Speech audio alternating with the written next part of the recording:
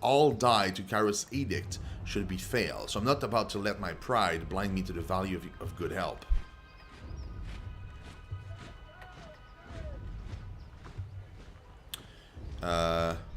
What is the second...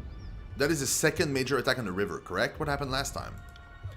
Defeat in detail. We carved a bloody path up to the river, but at that point, everyone who charged ahead was lost. We had no chorus backup. It was just a few disfavored squads. I can't tell you exactly how they were defeated, but we lost the whole assault team. She shakes her head, letting out a long, pained sigh. We found bodies washing up the river for days. It's not often the Tearsmen put up such a good fight. It certainly made us reevaluate the number we'll need to take this valley. Really?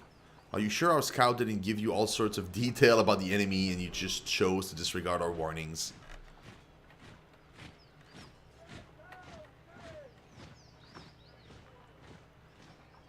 Oh shit. I'm gonna side with the Scarlet Chorus again, because that's what I've been doing since the beginning. It sounds like your lack of caution is to blame, not the Scarlet Chorus. Lack of caution. My legion is my family. I do not play loosely with their lives. The only blame here is on the Oathbreakers. It is their intransigence that created this conflict in the first place.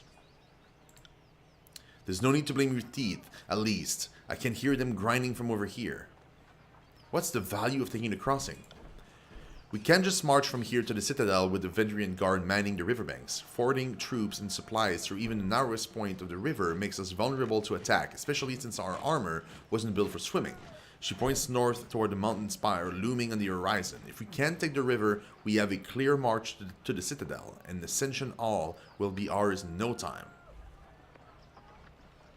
Does this ever need my help? Trying to pour salt on my pride, we left Fort Resolution with 100 on 100, and there have been no reinforcements or reserves. I keep throwing warriors back into battle before they're properly rested. So yes, I need to rely on all our allies, especially since most of our allies are conscripted Tearsmen, worse than useless. You've been going disfavored. Oh, interesting, Charlie. That's super interesting. Yeah, I'm going full Scarlet. If the disfavored didn't take every opportunity to insult the Scarlet Chorus, perhaps you'd find our help more forthcoming. Shut your snout, filthy mongrel. I won't suffer childish japes in my camp. She has a point. The disfavored constantly mocked the Scarlet Chorus. I've gained wrath with the disfavored? Oh god! The disfavored have history, pedigree, proper training, all the things these southern conscripts lack. We didn't train for decades to be peers and equals of these traitor Tearsmen. We've lived lives of dedication to Kairos, and the chorus accepts any fickle coward too fearful to die by their convictions. What you're seeing here is disfavored bigotry at its finest. I'm somehow at fault because my country wasn't conquered before I was born.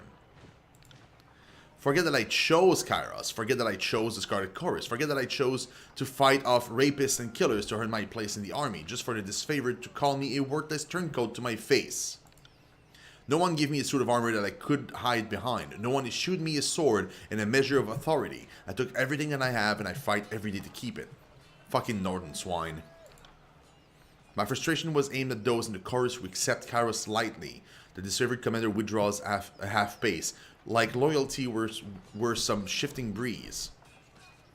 What's my health worth to you? It's kind of weird. What's it worth? Irena's take a half step back, placing her arms on her sides. You read the edict. If we don't take Ascension Hall, it's your sorry hide too. Do you need a bribe to care about your own survival?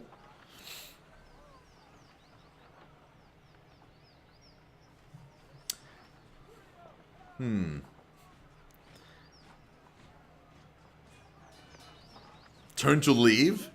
Sorry to waste your time. Clearly the Scarlet Chorus is in greater need of your help. Of my help. We are better prepared than the Scarlet Mob, that much is true.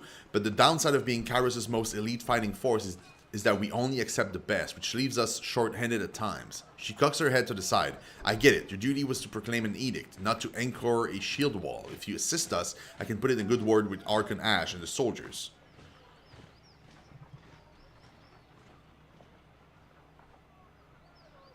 Fighting incurs all manner of expenses. She gave me 850 rings! Oh my god, okay. Subtle. Shrewd. Ireneo shakes her head slowly, unhooking a string of copper rings from her belt hook. Maybe the chorus leader after breeches sagging from too much wealth, but around here, soldiers are paid proper salaries and the quartermasters handle all that nonsense. With an underhand toss, she lobs a ring your way. If that's what it takes to stop the edict that threatens to kill us all, help yourself. Oh yeah, I'm going full bluff, man. I'm going full, like, I'm in this to make money, to get higher up, and I'm not against assassination and or getting bribes. We'll play it that way. I like it. I will assist. Then our plan just might work. The Iron Marshal lifts her gauntlet close to her face, shifting her eyes from you to the metal articulations. We are loath to work with those who do not share our training and our values, but we know that Tunon the Abjudicator selects only the most capable minds for his court, and I trust you will honor us on all in the field. Antio will be leading the charge at Echo Call Crossing. Assisting you will be Barrick of the Stone Shields. She points to a heavily armored soldier standing sentry at the edge of the training field. Before you ask, no, the Forgebound weren't sloshed on Dapple Seed when they fitted this armor. He survived the full force of the Edict of Storms, and this armor doesn't exactly come off. So he's stuck in it! Oh, that's great. Technically, it's quite brilliant, but otherwise, it's something of a curse. Tapping your helmet twice, Ireneo signals to the hulking presence. Barrick, come meet the Fatebinder. The soldier that steps up to you better resembles an amalgamation of rusted blades and mismatched piece of armor fused into a vaguely human shape. He reeks of sweat, feces, and whatever oil treatment keeps him flexible. I love this! This is great! The Iron Marshal has tasked me with keeping you alive, and I have no intention of disappointing her. That should be enough assurance for anyone. And, nod silently. Barrick, is that you under there? I had no idea you were in Vendrian's well. Fatebinder, do you know this walking anchor?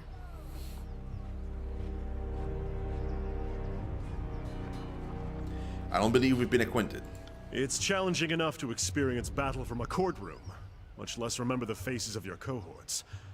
I wouldn't expect you to know me under these accursed blades of rust. He bangs on his malformed chest of armor for emphasis.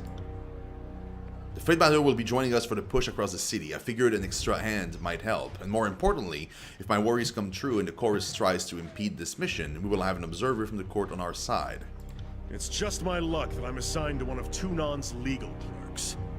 I'm sure you think the rules don't apply to you, but I'm counting on you working with me and my squad to stop these Oathbreakers.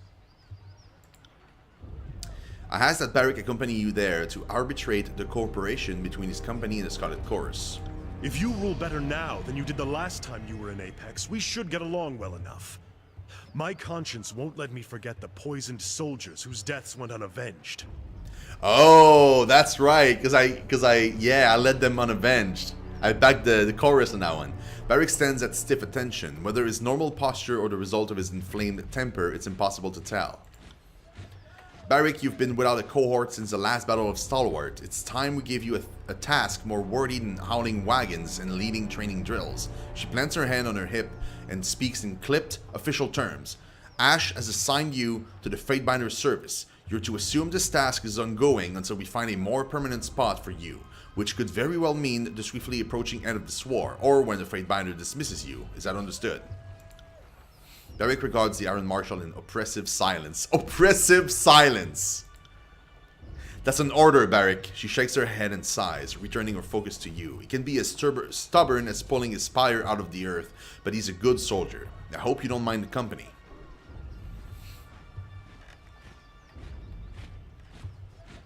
I do mind, but I'll allow it anyway, if only so I can put a large object between myself and the enemy. She regards you with a perplexed frown. Barrick is indeed here for your protection. If you don't find him suitable for duty, you're free to discharge him from service. Oh no, I won't.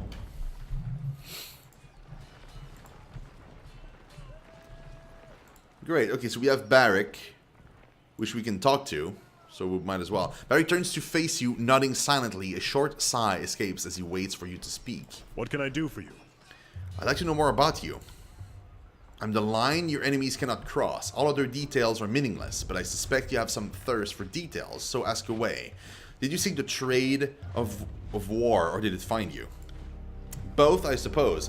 I knew fighting was in my blood, and the disfavored offered me a chance to use my skills to bring peace. Otherwise, I'd have wound up some brigand or an enforcer to a crooked merchant.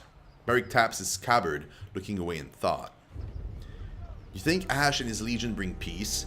That's cute, but it doesn't hold water from where I'm standing, big guy. I've seen them spill as much blood as any chorus gang. You've clearly been too busy sacking villages and stealing crops to notice how a proper army conducts a war. We sow order, not discord. Versus the point, it's fair to reconsider their approach. Oh shit. Perhaps you need a few lessons in military strategy then. Battles can be won by hurling troops into the furnace, but war is a labor of love. The disfavored needed recruits in anticipation of the march south. They offered to care for my mother and brother as long as I stayed with the Legion, which is better guarantee than you'll find anywhere else. I was an elite fighter as far as most were concerned, though still green by disfavored standards. Luckily for everyone, my skills improved under the Iron Marshal's rigorous training. Tell me about your name. Barrick is a shortening of my Norton surname, which has been passed down through the generations since Graven Ash assembled his army. I go by it because I wear it with pride. The proper form is Barriconen. Beyond its age and association with the General's Legion, the name of Barriconen has no great titles or associations. I hold no claim to a great house or legacy, save for the disfavored. They are all the kin I need. What's the story with your armor? It is a symbol of Kairos' will, one that I am not likely to forget. I found this armor. Perhaps it would be better to say that it found me during the Edict of Storms. What happened during the Edict of Storms? When we heard that Kairos would proclaim the edict, we rushed into the field to battle the forces of Stalwart. I was shoulder to shoulder with some of the Legion's most decorated veteran, and my pride blinded me to the danger. Our march was a hasty one. A cohort of disfavored soldiers vanished in the second year of the war, among them the daughter of Graven Ash. After a long silence, we learned that she was held in the fortress of Sentinel Stand. Go on. As we surrounded the citadel, I heard the opening peals of thunder, as did the scout I was busy trying to kill. Then the winds hit like an avalanche. Many of us begged Kairos for deliverance. What else were we to do? The winds knocked the legs of our offensive out from under us. All the decorated soldiers I brought to the battle were swept up and dashed to pieces, their armor and bodies mixing with the drift of a tornado that spun in maddening revolutions. Damn thing chooses this moment to go dry, and with so few survivors to recount the edict. Bah. Lentry shakes his quill and presses it harder against a scrap of parchment, imploring it to write. A piece of the Citadel War broke off and nearly crushed my skull. I only remember a few scattered moments from the storm, like the flying bits of bronze and iron cutting my flesh, the severed limbs of fallen soldiers tumbling through the air. Eventually I woke up thinking myself trapped under rubble. When I rose and I felt like I was buckling under my own weight. That's when I realized I was stuck, right and truly stuck inside this heap of scrap. This is hilarious. I love this backstory. What happened to Ash's daughter after the edict hit? She was trapped behind the walls of Sentinel Stand, imprisoned by Kairos' storm as well as the fortress itself. 1,000 soldiers standing shoulder to shoulder could not have endured those winds to rescue her. How did you survive when everyone fell? That is a mystery to me as well. Did Kairos hear my plea for mercy? Did this heap of scrap metal protect me, imprison me, punish me? He rubs the back of his helmet with his gauntleted hand, a pantomime of a gesture his armor prohibits.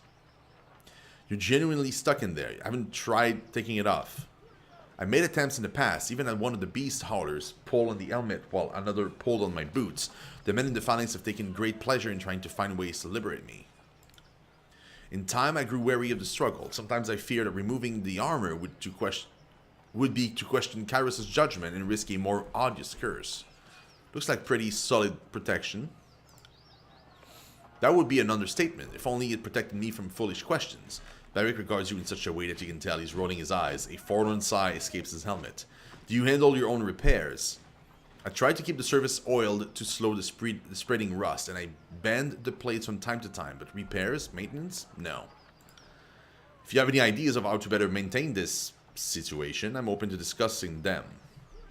Back to my questions about you. As with all the disfavored, I assume you grew up in the Northern Empire. That's right, I grew up in Battle's Rest, then trained at Fort Resolution before they marched me out to support the second cohort. I hope to spend my rusting years in Freden's shores, unless of course I die in glorious battle, which would be preferable. My mother is good with the soil, my father with rings. He spent much of his time away on one merchant's errand or another. Still, I'm lucky to say they're both alive. Okay. Would you like to discuss removing your armor? He looks at you for a very long time, his expressions as unreadable as ever. Though we are encouraged to couple and mate within the Legion, I don't consider you one of my cohorts. I think I'll decline.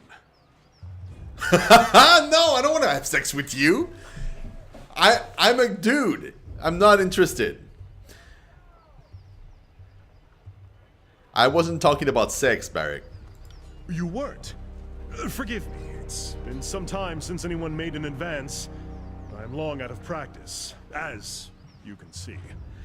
He knocks on his iron codpiece with a resounding clang. Suffice it to say, my armor and I will not be separated for the time being. When the war is over, perhaps Tunon will lend me one of his forge-bound. Until then, here I remain. My armor saved me from the destruction of Stalwart, where thousands of others lost their lives. So you can see why I continue to wear it. For the time being, we will not be separated. Are you comfortable in there? I have somehow developed enough calluses that I can sleep at night, but I wouldn't call that comfort, would you? This is my armor. It has everything it needs and more. Purpose, meaning, strength. If it were comfortable, that would only take away from its other qualities. Do you even want it removed? I will not speak of this now, Fatebinder. Please consider the topic closed.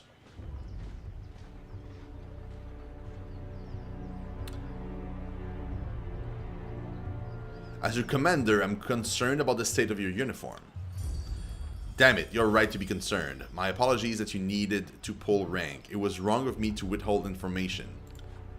I don't need to tell you that this suit of junk is a literal pain in my ass, half-broken, smelling of midden, and perpetually jabbing my side with some Karos be damned caltrop.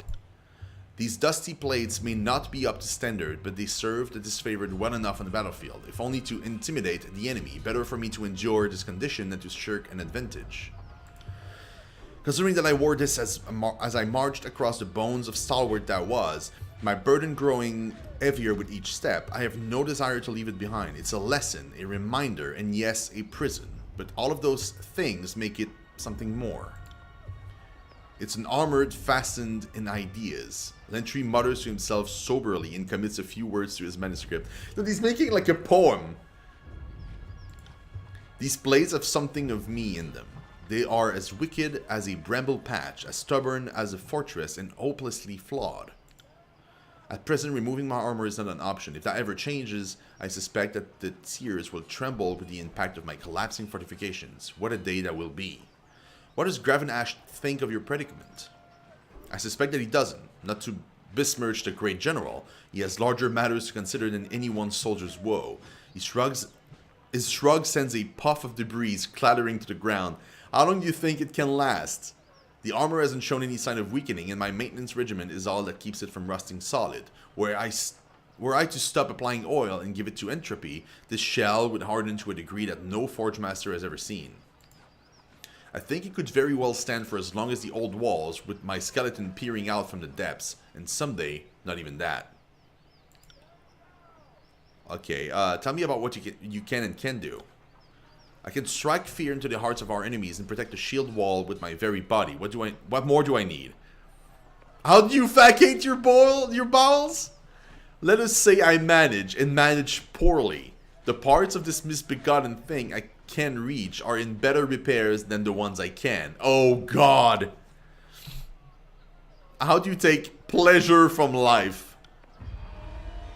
Are we actually talking about this, Fightbinder? Do you have nothing better to do than wonder how I access my nether regions for a frenzied bout of self-interest?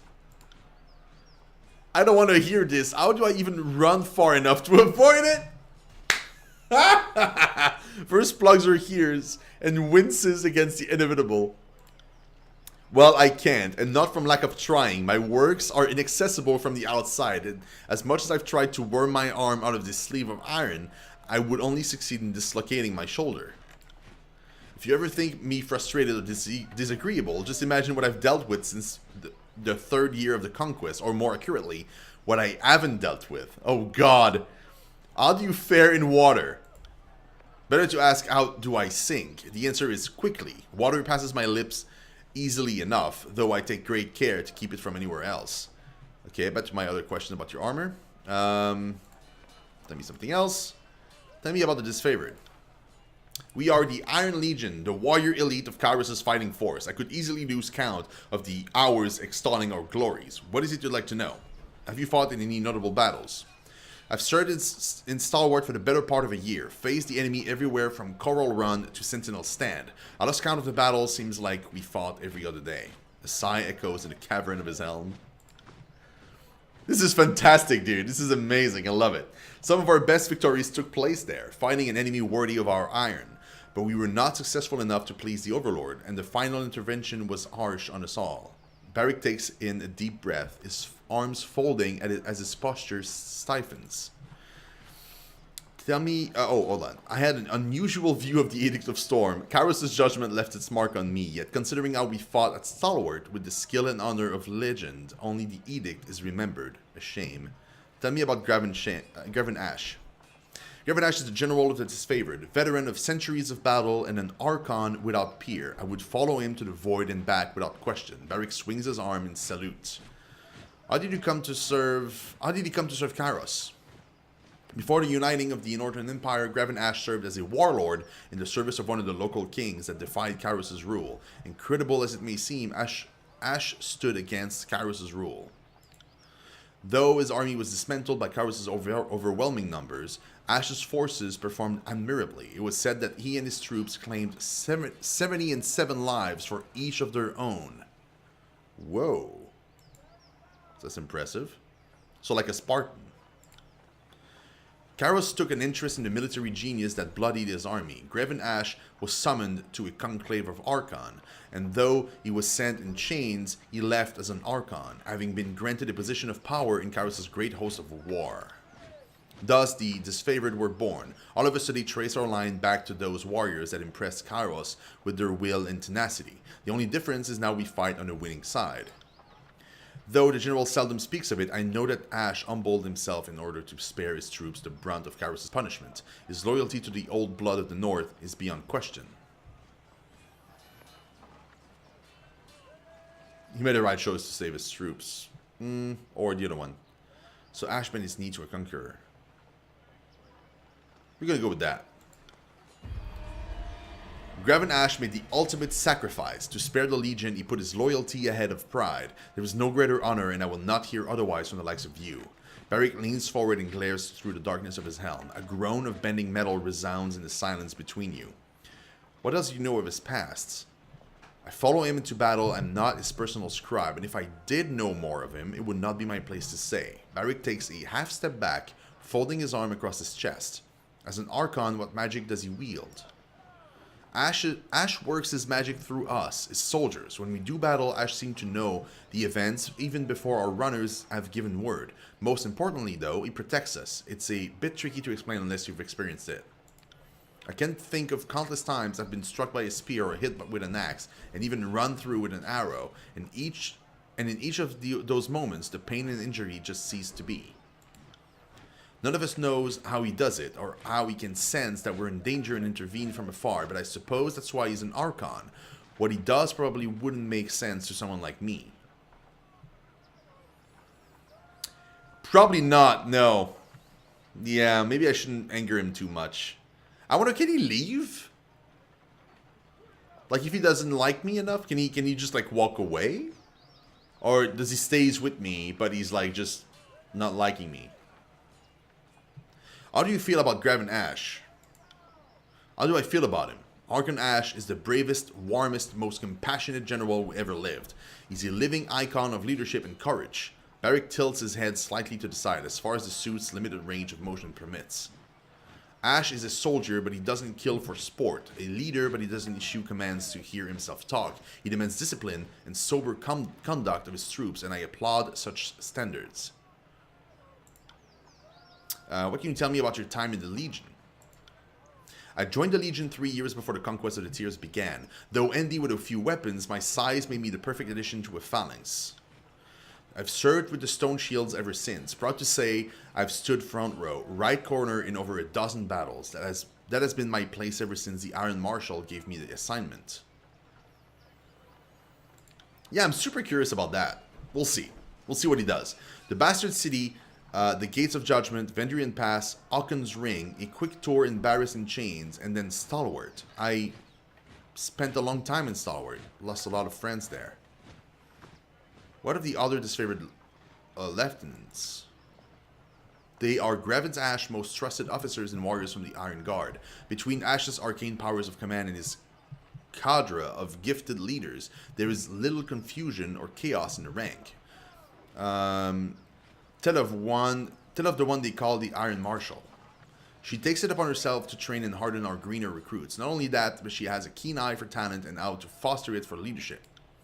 She is the youngest members of the Iron Guard. Her family line served the disfavored back before Ash bowed to Kairos. Say what you will of how many seasons she's weathered, her lineage is impressive beyond measure. What of Cairn's disciple, Radix? An Earthshaker who swore service to Cairn a few years before the conquest. Since Cairn is gone, the cult now follows Radix. Unlike his Archon, at least he knows how to follow orders. To his credit, Radix seems to appreciate the honor of fighting alongside the disfavored Cairn. Cairn was always peeved to be invited in the glory. The mages seems a necessary complication. They are insubordinate and can't log their own supplies, but I would not want to go to war without their spells of Tremor and Leaping Stones. What of the Scoutmaster Merrick? Merrick is a devoted leader, and Ash seemed to hold his counsel in high regard. Both set their troops ahead of themselves, which I'm sure is why they work so well together. He's not a magician, but he does share a special connection to his warband, and they are entrusted with the most important scouting assignments. They say he can see what his scouts see, hear what they hear. What of the veteran warrior Varimus? He is the finest of us, second only to Ash. Varimus is an evocatus, a soldier who will lived to see the end of his term of service. It's rare for anyone to survive that long, much less willingly return. These days, he lends his tactical expertise to Graven Ash, though by all rights, he should be enjoying his twilight years in his seat of honor and dignity. What did in the Legion prevent the uprising of Vendrian's well? Why did in the Legion? I think that's a question you ought to ask of the Scarlet Chorus. They too were charged with ensuring the locals remained vanquished and unarmed. Beric lurches forwards as he speaks, iron plates grinding under his motion.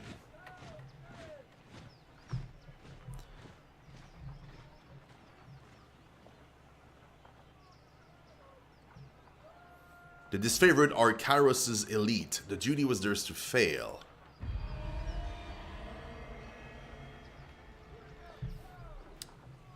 I see. So the incompetence of the chorus shields them from blame. That sounds like the sort of law Tunon would teach his Fatebinders. From where I'm standing, Middleman, you're the only one still defending the disfavored. If you took a moment to own up to the Legion's shortcomings, that would go a long way towards making them stronger.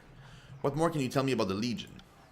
The disfavored accept only the finest warriors, who are all the volunteers and soldiers by trade, not farmers and fishmongers pressed into service.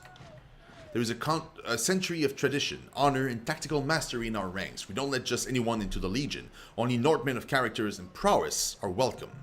What if a capable Tearsman wished to join?